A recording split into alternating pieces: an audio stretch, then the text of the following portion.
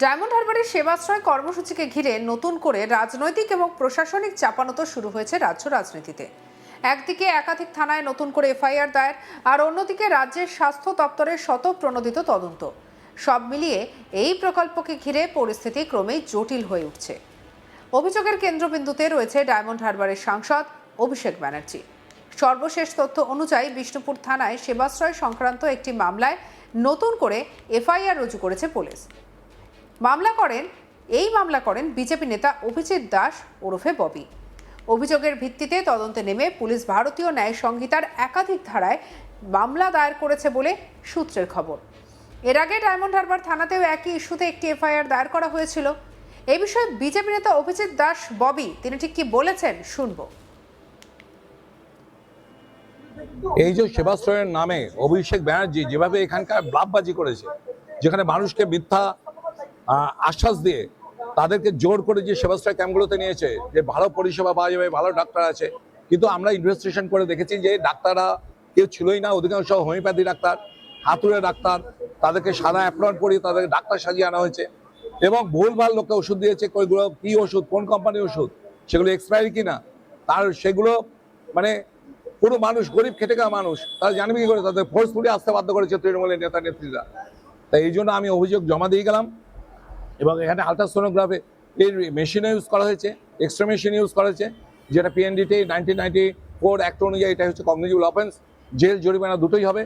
কারণ অনুমতি ছাড়া এটা কখনোই করা যায় না।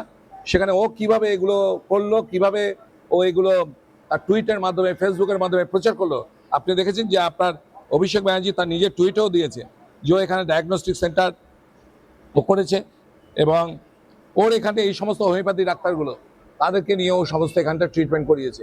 যাদের অ্যালোপ্যাথিক ওষুধ প্রেসক্রিপশন করার যাদের অধিকারী নেই, এই প্রত্যেক ডাক্তার হচ্ছে হোমিওপ্যাথি ডাক্তার এখানটায়। এবং আপনি দেখতে পাচ্ছেন যে প্রেসক্রিপশনগুলো দেখলেও আপনি বুঝতে পারবেন যে এগুলো কোনো ডাক্তারের প্রেসক্রিপশন হতে পারে, আপনার মনে হয়? হ্যাঁ, এই যে বিষয়গুলোকে নিয়ে আমি পুরো তুলে ধরেছি এবং সবচেয়ে বড় কথা, এত যে কোটি কোটি টাকাও পেল, এ টাকার উৎসটা কোথায়? এই নতুন এফআইআরে শুধু অভিষেক ব্যানার্জির নামই নয়, নাম রয়েছে তার ব্যক্তিগত সহকারী সুমিত রায়, বিষ্ণুপুরের তৃণমূল বিধায়ক দিলীপ মণ্ডল, মগরাহাটের পশ্চিমের তৃণমূল বিধায়ক শামীম আহমেদ এবং গ্রেপ্তার হওয়া তৃণমূল নেতা জাহাঙ্গীর খান সহ আরও বেশ কয়েকজনের। অভিযোগ অনুযায়ী এই সমস্ত ব্যক্তিরা সেবাশ্রয়ের কর্মসূচি পরিচালনা এবং বাস্তবায়নের সঙ্গে প্রত্যক্ষ বা পরোক্ষভাবে যুক্ত ছিলেন। পুলিশ প্রশাসন সূত্রে জানা গিয়েছে, অভিযোগের গুরুত্ব বিচার করে তদন্ত এগোচ্ছে স্বাভাবিক গতিতে। একাধিক ধারায় মামলা হওয়ার তদন্ত ইতিমধ্যেই বিস্তৃত আকার নিচ্ছে এবং বিভিন্ন স্তরে তথ্য সংগ্রহের কাজ চলছে। এই পরিস্থিতির মধ্যেই রাজ্যের স্বাস্থ্য দপ্তরও স্বতঃপ্রণোদিতভাবে তদন্ত শুরু করেছে। স্বাস্থ্য দপ্তরের তরফে জানানো হয়েছে, সেবাশ্রয় কর্মসূচি সংক্রান্ত যাবতীয় তথ্য এবং কার্যপদ্ধতি খতিয়ে দেখা হবে। তদন্তে যা তথ্য উঠে আসবে তা যথাযথভাবে রাজ্য পুলিশের পাশাপাশি স্বরাষ্ট্র দপ্তরের কাছেও পাঠানো হবে বলে জানিয়েছে স্বাস্থ্যমন্ত্রী শারদব্রত মুখার্জি।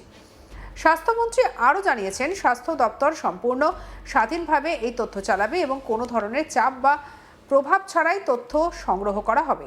তার বক্তব্য অনুযায়ী প্রশাসনিক স্তরে স্বচ্ছতা বজায় রাখাই এই তদন্তের মূল উদ্দেশ্য।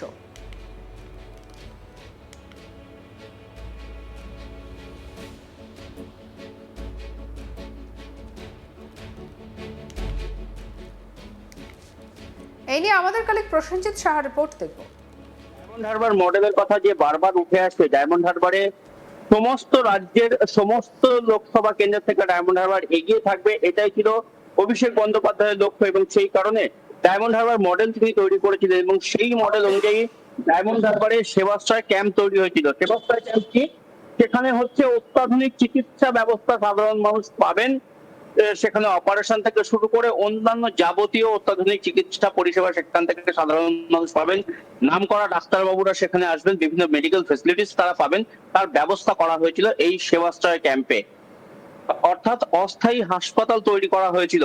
প্রথম বছর ডায়মন্ড হারবার থেকে শুরু হয়েছিল, কিন্তু গত বছর অর্থাৎ সেবাশ্রয় 2 নম্বর যে ক্যাম্প চালু হয়, সেই ক্যাম্প কিন্তু শুধু ডায়মন্ড হারবার নয়, ডায়মন্ড হারবার লোকসভার অন্তর্গত সমস্ত বিধানসভাগুলোতে কিন্তু এই সেবাশ্রয় ক্যাম্প হয়েছিল। অভিযোগ উঠেছে এই সেবাশ্রয় ক্যাম্প নিয়ম মেনে হয়নি। এই সেবাশ্রয় ক্যাম্পে যে সমস্ত মেশিন পত্র ব্যবহার হয়েছিল তার অনেকগুলোই অবৈধভাবে বেআইনি ভাবে ব্যবহার হয়েছিল, তেমনটাই অভিযোগ। বিজেপি নেতা অভিজিৎ দাস ওরফে ববি তিনি অভিযোগ করেছেন যে সরকারি নিয়ম রয়েছে যে আল্ট্রাসাউন্ড এক্স-রের মতো যারা অতি যে তেজস্ক্রিয় রশ্মি যে সমস্ত মেশিন থেকে বেরোয় সেগুলো সাধারণত খোলা জায়গায় ব্যবহার করা যায় না। দ্বিতীয় কথা, এই মেশিনগুলিকে যে কোম্পানির নামে যে হাসপাতালের নামে রেজিস্টার্ড থাকে সেই হাসপাতালেই ব্যবহার করতে হয়। এটা গাড়িতে নিয়ে বিভিন্ন জায়গায় ঘোরাঘুরি করা যায় না। কিন্তু সেই সমস্ত নিয়ম ভেঙে এই সেবাশ্রয় ক্যাম্পে এই সমস্ত যন্ত্রপাতি ব্যবহার করা হয়েছে।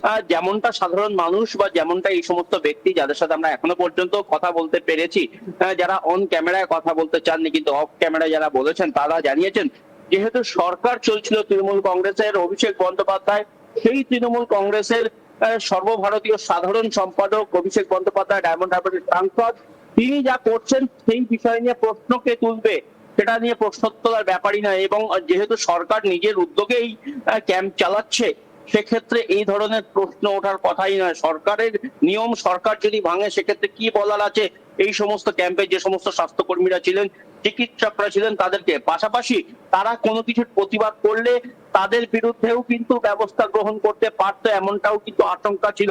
অর্থাৎ নিজেদের যে ক্ষমতা সেই ক্ষমতা দেখিয়েই কার্যত এই বেআইনি কাজগুলো করা হয়েছে, তেমনটাই কিন্তু অভিযোগ। এবং সেই অভিযোগের কারণেই এই বিজেপি নেতা কিন্তু এবারে যখন সরকার পরিবর্তন হয়ে গেছে তখন কিন্তু তিনি মুখ খুলেছেন এবং তিনি বিষ্ণুপুর থানায় ইতিমধ্যেই অভিযোগ দায়ের করেছেন। শুধুমাত্র অভিষেক বন্দ্যোপাধ্যায় নয়, তার আরো যারা সহযোগী ছিলেন, নাম করা সহযোগী অভিষেক বন্দ্যোপাধ্যায়ের পিএ ছিলেন সুমিত রায়, তার নামে অভিযোগ হয়েছে। জাহাঙ্গীর খান অভিষেক বন্দ্যোপাধ্যায়ের ডান হাত বলে পরিচিত, ফলতার অন্যতম তৃণমূল নেতা যাকে পুষ্পা বলা হচ্ছিল সেই জাহাঙ্গীর খানের নামে অভিযোগ আছে। বর্তমানে মগরাহাট পূর্বের বিধায়ক তিনি আছেন শামীম আহমেদ, যিনি কিনা অভিষেক বন্দ্যোপাধ্যায়ের অন্যতম সৈনিক বলা যায় এই ডায়মন্ড হারবার এলাকার, সেই শামীম আহমেদ তার বিরুদ্ধে অভিযোগ হয়েছে। এরকম কিন্তু অনেকগুলো তাবর নেতাদের নাম আছে যারা কিন্তু অভিষেক বন্দ্যোপাধ্যায়ের অত্যন্ত ঘনিষ্ঠ। সেই 16 জনের নামে কিন্তু অভিযোগ দায়ের করেছেন এই বিজেপি নেতা অভিজিৎ দাস ওরফে ববি। এবং বিষ্ণুপুর থানায় অভিযোগ দায়েরের পর বিষ্ণুপুর থানার পুলিশ কিন্তু এটাকে এফআইআর হিসেবে গ্রহণ করেছে এবং সে বিষয়ে কিন্তু তদন্ত শুরু হয়েছে। ফলে বলা যায় যে অভিষেক বন্দ্যোপাধ্যায়ের এই যে ডায়মন্ড হারবার মডেল এবং তার যে অন্যতম নিদর্শনের সেবাশ্রয় বলে যে মেডিকেল ক্যাম্প, যেখান থেকে সাধারণ মানুষকে পরিষেবা দেওয়ার কথা, চিকিৎসা পরিষেবা দেওয়া হয়েছে, বহু মানুষকে বিভিন্ন রকম জটিল চিকিৎসা করা হয়েছে, জটিল অস্ত্রোপচার করা হয়েছে, সেই সেবাশ্রয় ক্যাম্প নিয়েই কিন্তু এবার অভিযোগ দায়ের করেছেন। এবং অভিষেক বন্দ্যোপাধ্যায় সহ তার যারা সহযোগী, তার যারা একেবারে ঘনিষ্ঠ মানুষজন, তাদের বিরুদ্ধেও কিন্তু এই অভিযোগ দায়ের হয়েছে।